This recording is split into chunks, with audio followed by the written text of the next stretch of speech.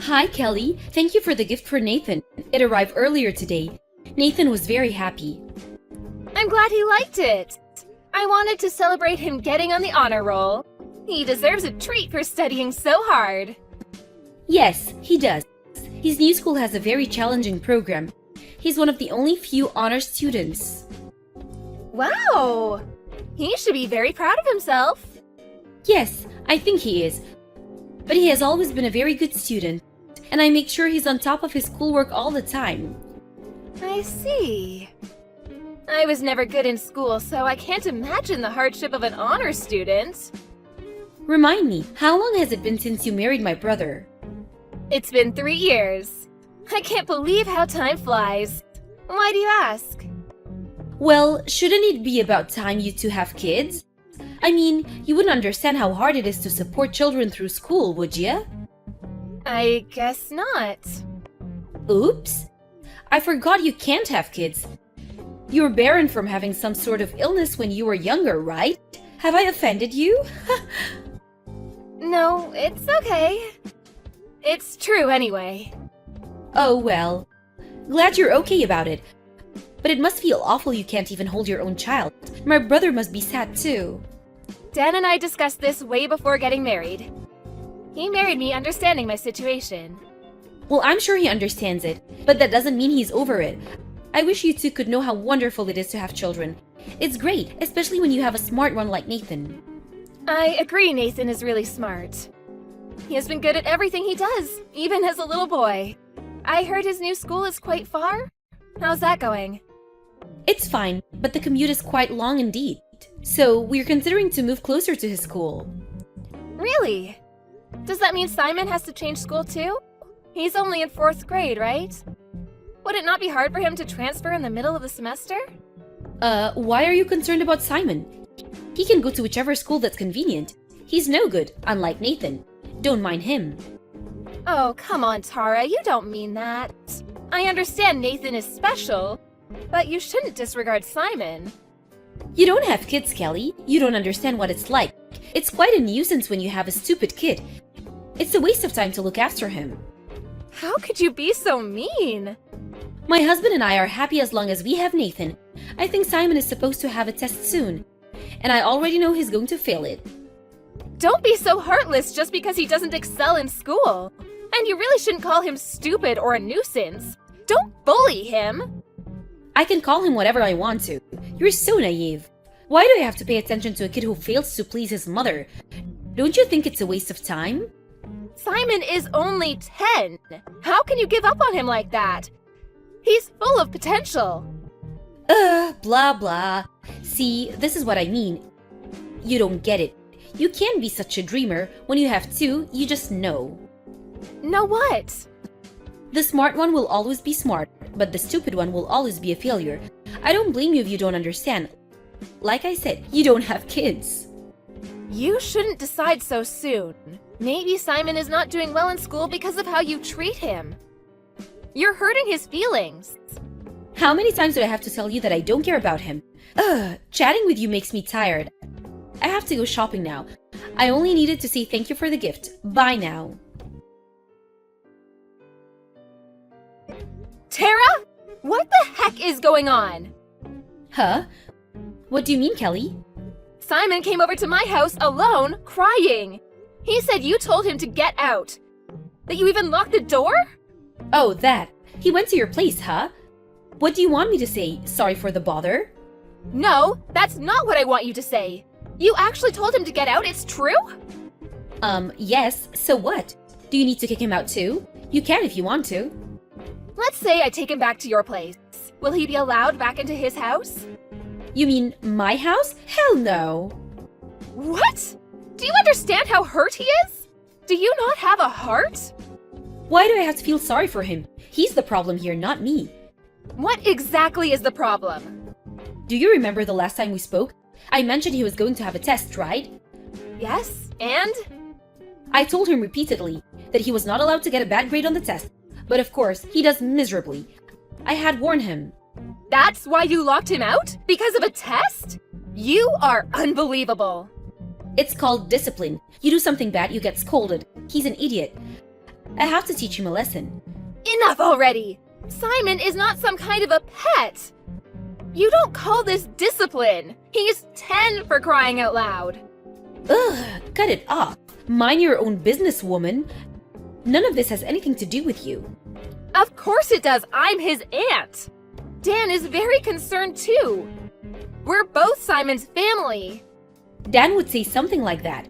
He's always has to be right like you. Anyone would agree you're being too hard on Simon. Oh, I know. Huh? Are you gonna stop bullying Simon? I have a better idea. I choose to focus on my special boy Nathan. You can have Simon. He's no good for me. You can raise him. What? It's a win-win, you see. A barren couples get a kid, and I get to focus on the better one. Are you serious? He's your own son!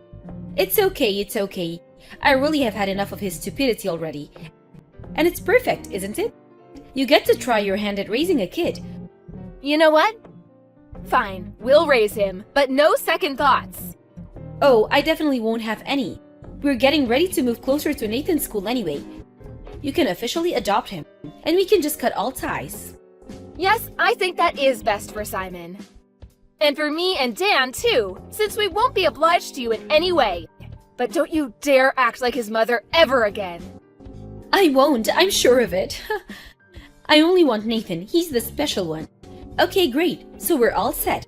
I'll set up the papers and send you his stuff later on.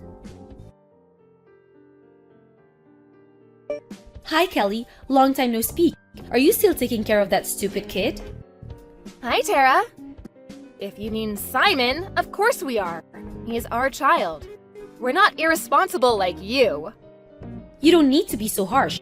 I wasn't being irresponsible. I had made a selection. I wasn't the problem, he was. It's funny that you don't realize that the fact you can say something like that proves exactly that you are the problem. Blah blah.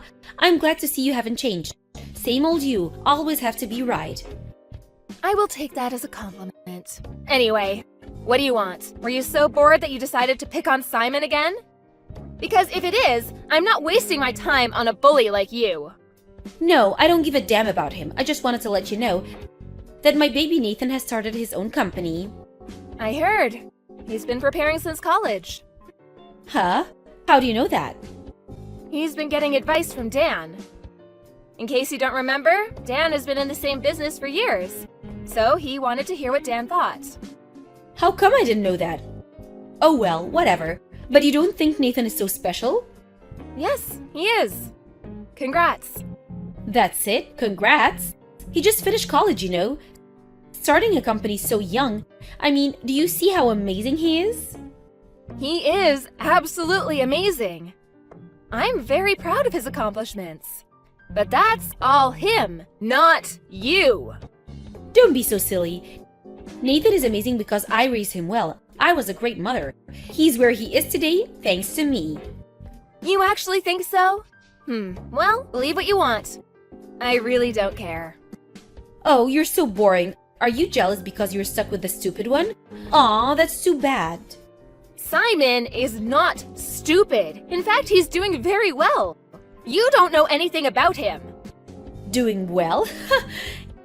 You're so funny. If you don't think that he's stupid, you must be cuckoo too. Hilarious. You can say whatever you want to. One day, you will see who the real idiot is. You'll be barking like a dog by then, crying for attention. Like I said, Kelly, don't be so jealous. You're making yourself look silly. It's clear for everyone.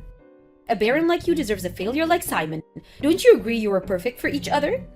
That we were. In fact, I'm not sure if I ever deserved a great kid like him. And for that, I thank you. You're welcome. As miserable as your life may be, good luck. I will keep my fingers crossed for you. Goodbye. Kelly, what the hell? Hi, Tara. Good evening to you too. What is it that you want? Don't act stupid. Nathan just called me. He said he wants to cut me off and that he's moving into your house. What the hell did you do to him? I didn't do anything. He is making his own decisions. Decisions? Why the hell would he move in with you? I don't understand. You don't? Like, you actually don't get it. See, that's exactly why he's cutting you out. Excuse me? Are you trying to pick a fight with me? I've never done anything to deserve this. Then why is he, huh? If he really thinks his parents are important to him, I'm sure he wouldn't decide to cut you two out. You must have brainwashed him, or else this is impossible. He would never. Never, huh? Why so sure? He always did well in school because of me. He went to great college because of me. I kicked his brother out so I could focus on him, to give him the best environment. I've done everything for him. He should be thanking me. Was that really for Nathan? Did you really consider his future? Were all your actions for him?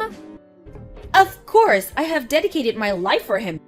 I have given him everything I could as a mother. Everything was for him. No, it wasn't, Tara, and you know it. It was all for yourself. Can you not read? I said I did everything for Nathan. You wanted his brand. You wanted to think you were the successful mom that raised a successful kid. Nathan was merely a trophy for you. I don't need a failure like you to understand. I only need Nathan to understand what his mother has done for him. Well, Tara, unfortunately, Nathan says he does not. What? Nathan said? You liar! Truth hurts, doesn't it? First of all, you need to realize that you don't understand Nathan. You have forced him to do whatever you want him to do. You don't know what he wants. You don't know anything about him. Of course I do. I gave birth to him. No, you don't. You don't know how Nathan felt growing up in your house, or how he perceived you and your husband. You would never understand. Like you're any better? A baron like you, what do you know? I know better than you, at least. First, let's rewind a couple years. Why the heck would you think Nathan was okay with his little brother getting kicked out? Do you think Nathan was okay about you bullying Simon? What are you trying to say? Nathan never loved you and your husband all this time. Because you treated Simon horribly. And you even kicked him out when he was only 10. Deep down, Nathan has hated you both. I don't believe you. Nathan has been a good, obedient child. He has studied hard just as we wanted him to. Nathan was terrified that you'd kick him out too if he didn't. He knew he was helpless if he got kicked out. So he tolerated you and your husband until he could support himself. But why would he move in with you? You can pay for his own apartment now. You mean nothing to him. I guess it's that bad for him. He wants to get away from you immediately. But also, he wants to spend time with his business partner. What business partner? Simon. You really don't know anything, do you? Nathan has started a company together with Simon. What? With that idiot? He's not good enough to be running a company. He doesn't have the brain. As I mentioned before, Simon is not an idiot. You need to stop calling him that. Huh? Easy to say. I know better than anyone how stupid he is. He never understood any schoolwork. Simon goes to the same school Nathan went to. I mean, the school is Ivy League, one of the best in the country. If he's an idiot, then an Ivy League must be a joke. Wait, what? Simon? You're bluffing. Nope, no bluff. After he began to live with us, he did great in school. He was always an honor student. I don't believe that for a second. It's not possible. His grades were always terrible. If he was as bad as you say he was, you were making him that way. Because you compared him to others and didn't give him a chance.